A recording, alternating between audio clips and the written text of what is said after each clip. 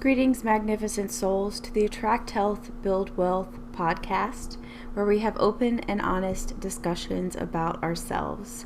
This is a place where we break down, break away, and break through codependency, allowing ourselves to attract health, build wealth, and live a peaceful life. We are tired of being sick and tired. We are tired, but we are not giving up. We know that there is something magnificent inside of us. And because we are fighting daily, hourly, and by the minute, fighting ourselves, our kids, our spouses, we have to do things differently. We have to break the cycle. We don't have a million chances. We have to be happy now. We have to find a way. So how do we do that? How is that possible? If you look around at what society is telling you, they tell you that what we're doing is impossible. Yet it's happening every single day. And it's happening through the practice and the love that we call awakening the magnificent soul. We are all magnificent souls, and these are our stories of healing. Today on episode 51, special guest Justin Sunseri came to the podcast. And in this episode, we talk about the Polyvagal Theory, about how to be curious about where you are and what you are feeling, and how your body reacts to real or perceived danger, and how your thoughts and body are connected in that way. But before we get into the discussion, don't forget to let me know your thoughts about this episode, any feedback you have, or anything you'd like me to cover on future podcasts at epiphanyvault.com. Remember, it is a safe place, and I would welcome the discussion. So on to my interview with Justin. Justin Sunseri is a licensed marriage and family therapist that is obsessed with the Polyvagal Theory and applying it to everyday life, mental health, trauma, education, parenting, and more.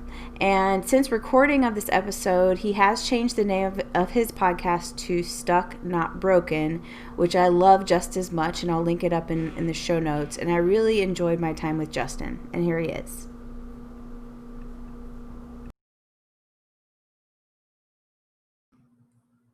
All right, Justin, welcome to the podcast. So the first question. Thank you. My pleasure. Thanks for coming on, actually. Absolutely. The first question that I always start off with my guests is, what do you know about codependency? So I used to work in I've done a lot of substance abuse counseling or therapy. And I did a residential group home for boys in San Francisco. I did outpatients in San Jose, also with teens. And that was boys and girls.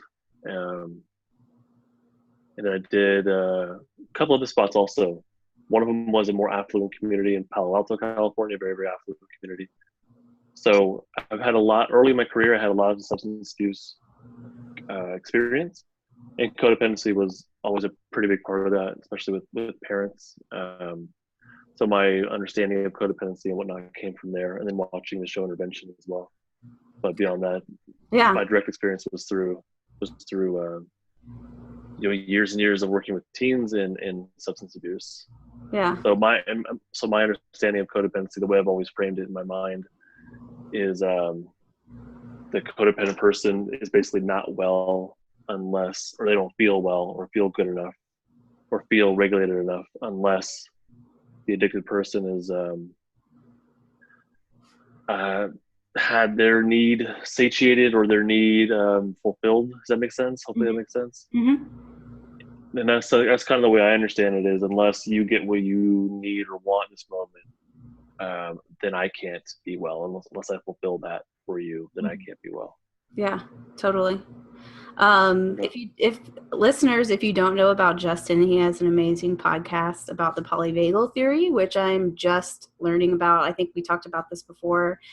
Justin, I came across it through you, and then also through Body Keeps the Score, which is an amazing book if you haven't read that. But I think we talked about too when we met each other is that my definition of codependency is not so much substance abuse related, but I think it does have a lot to do with the way that I expect other things from other people, or other people expect things from me in kind of an unbalanced way, and my definition of codependency is a complete disconnect from myself.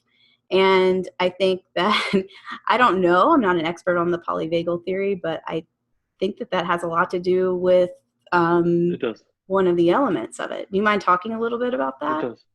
Yeah, absolutely. And I'm glad that we were clarifying, because the way that you're framing it is not something I'm used to, but I can see how those two things can go together. If you're ignoring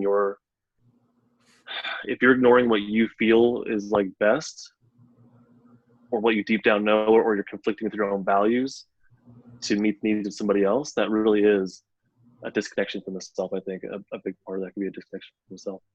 But the polyvagal theory is the science underneath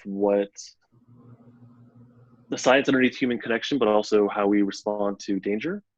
So it's like what pulls us together, but also pushes us apart. And it lays out there's 3 distinct neural pathways for how we respond to connection, to safety, to danger, or life threat.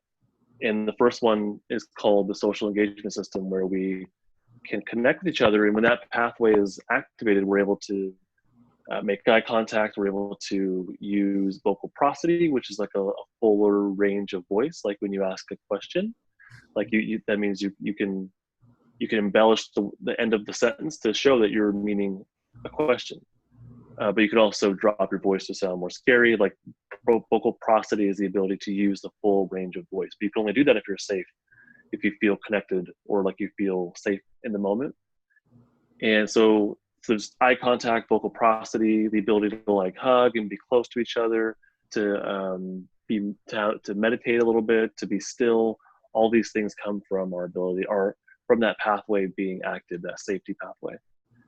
And when we don't have that pathway active, like if there's some sort of danger that we perceive, or maybe real danger, then we go into our sympathetic flight fight system, and the safety system gets cut off, and we drop down into what's called the flight behaviors. So we want to run away or evade the problem. But then we also, if that doesn't work, then we drop down into our fight behaviors. And that's where we become more aggressive, and we close proximity or close distance, and use force to basically get the threat away. And then we go into flight, and then we go back in our safety system. And if those don't work, if flight doesn't work, if fight doesn't work, then we drop down into our shutdown system. And that is, in the wild, it's basically like a collapse, like it's death feigning or playing possum, where you just go limp. Now in humans that does happen, but day to day it looks more like depression, where you're very cut off. Mm-hmm. You're very, very cut off from, not just from others, but also from yourself, very numb, gray, foggy kind of existence. So that's, we call it depression, but really it's that shutdown system, mm-hmm. Being more active than the safety system to keep it in check. So that's the 3 states of the polyvagal theory lays out, based on these different neural pathways or platforms. That's incredible. I mean, it's so, like, I'm at the very beginning of my, looking into it, and I know this is like your thing and your passion, which is amazing. Yeah. I understand how, like, for me, like, what I've done with myself and like connecting the dots and everything is just trying to cerebrally understand, like why I was certain ways. And I think that my pure definition of codependency fits that shutdown mode. I mean, like you said, depression and suicide or suicidal thoughts. Yeah. At least for me, I don't know, self-diagnosis, I know, but yeah, we do that, right? Yeah, no, I would agree. I would totally agree with you that a big part of shutdown is being disconnected from others and from yourself. Mm-hmm. And the way that you're conceptualizing codependency, I would think that fits in there pretty nicely, and that there might be more of a shutdown sort of flavor to that individual. Mm-hmm. It makes so much sense to me. I can't even tell you. I'm probably not expressing my excitement as much as I should be, but it's there. Trust me, because that's what I've done. I mean, the connections for me that I can make between my brain and the way that I was acting has just been really helpful for that, and that makes a ton of sense. And go ahead. I'm sorry. I would hope that not just for you, but people listening. And I know for me, when I first heard this stuff, it was so normalizing to hear this reframe, this new context to when you think back on feelings or thoughts or behaviors or choices you've made, then it's like, oh, okay, so it wasn't just because I'm fill in the blank, but it's because I was in way more of a shutdown place, and I could not, I realistically could not do whatever it was, or I was in more of a flight or fight place, and my biology just was not prepared to be safe and be connected with people and make rational choices or put myself first, or whatever it is, because it can look so many different ways. But it's a whole new paradigm that I hope normalizes what people have been through and are going through. Have you seen it? There's no judgment here. Right. Like when you look at these things this way, there's no judgment. Right. Which, yeah, absolutely. So when you help your clients look at it that way, what have you seen? Like, I have a ton of questions, and we have just a limited amount of time, but like, is it a fluid state? Like, can you move, essentially there's those three ladder rungs, right? And everyone knows about the, sympathetic. I think I did even a podcast myself just about just that one element, but it's multidimensional. Is it something that you kind of go through based on your situation? Yeah, ideally it's fluid. Nobody exists in a 100% safety state. Like, no, I don't think. But what we want is that the safety state, the social engagement system, we want that to be ideally dominant or ideally strong enough to handle. Like, if that fight energy gets kicked on, ideally that safety pathway can handle it and kind of keep it in check. Because if it doesn't, then we're running away or we're fighting people. But if we can notice, like, oh, something just kicked on, and I feel that sympathetic energy, that my heartbeat went up or whatever it is, it feels like anxiety, it feels like anger. If I can feel that and be with it enough and keep my behaviors under control, that means my safety system's there enough. It's not 100%, and that's okay, as long as you can keep yourself in check. That's what we want. That's ideally, I think, a really good situation where no one's in 100% of that safety state. But if we can build the strength of it enough to keep the shutdown stuff, to keep the sympathetic stuff in check, then you're in a pretty good place. So if that safety state is strong enough, then it will look more fluid. You'll see someone dip in and out of these other energies or lack of energy. And we all do that throughout the day anyways. Every single one of us can feel these states. If you look back on your day, you'll probably recognize I was really way more checked out at this point of the day. And then at this point of the day, I did feel more energy, and it was more of a fight energy. I was really irritated at my boss or a friend or my kids or whatever it was. But there might have been a point in the day where you were alone or with somebody and you felt connected, you felt safe, or you felt like you were actually in the present moment. So yeah, throughout the day, all of these things kick on and off, but ideally we want that safety one to be the strongest, to be able to handle everything else. So two kind of last closing things is, how do you help your clients get to a point where they can recognize that stuff? Because I, again, just coming from my experience, like I was so not in that the shutdown place forever, but for a while I can say that it was. And a lot of the decisions that I was making, they had nothing to do with me. They had to do with, again, with the codependency, other people or other goals that I was supposed to achieve, or, whatever it was. So I feel like that's such a hard step to make, to be that introspective. So that, and then also the other question is, do you feel it in your body? Like, are you supposed to feel, because it's an actual nerve. These vagals are nerves, right? So those are the last two. It's all part of it's all part of the vagal nerve, and the vagal nerve, it's called the polyvagal theory, that this one nerve has branches to it that connect really all over the whole body. And so, yeah, if you've ever had a pit in your stomach, or if you've ever around someone who's kind of creepy and you get this feeling in your stomach, that's it. You're feeling it. That's that system coming alive. And that's in particular in your belly. That's where the shutdown system lives. And that's that system coming alive saying, there's a potential that we're going to die around this person. You know what I mean? Like this is seriously wrong. Or there's something about this person that just, you get that twist in your belly, or like, for me, it feels like acid spikes. So for each of us, it might be a little bit different, but you'll feel something if you really if you really slow down enough and be curious enough. And that's the biggest piece is, are you curious about it? Then you'll feel these things. And I think anyone can recognize, like, when they're angry, their muscles tense up. You're going to feel that, right? Mm-hmm. When your muscles tense up, you're going to feel that. If your teeth are gritted, that you're probably going to feel that. People who are feeling a lot of anxiety, they're feeling that flight energy. It's just kind of gotten out of control. But that anxiety, you feel it, and you feel it in different parts of your body. So you absolutely, you can't feel these things, but rather than, and this is what I do with clients, rather than saying stop or I want to get rid of these things, it's about slowing down enough to recognize, okay, these are real. I'm not going to judge it. I'm not going to like hate myself or judge myself or shame myself. These are real feelings, probably based on some real stuff. Mm-hmm. And let's slow down enough to kind of, in therapy, we talk about it. But even for someone at home, just hearing that it's normal, that all of us feel these things, all of us, all these systems kick on and off throughout the day for every single one of us. And so something might be helpful is to slow down and become more curious, which is not easy, but that really is the next step. And to realize through the curiosity and learning how you feel, when you feel, what context you feel certain things in, and kind of coming at it from that kind of curious place, that you can start to kind of befriend your nervous system. Deb Dana calls it befriending. And that's really getting to know yourself, getting to know your body and what it feels like. And when, like I said, in what context do these things turn off and on? Mm-hmm. How do you feel when you're alone in your bedroom? How do you feel when you're at Target and it's crowded?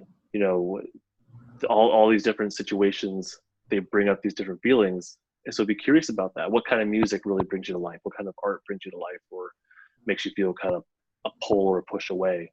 Mm-hmm. So yeah, this can be, it doesn't have to be a scary thing. It can be I think a fun process of learning about yourself, about your nervous system.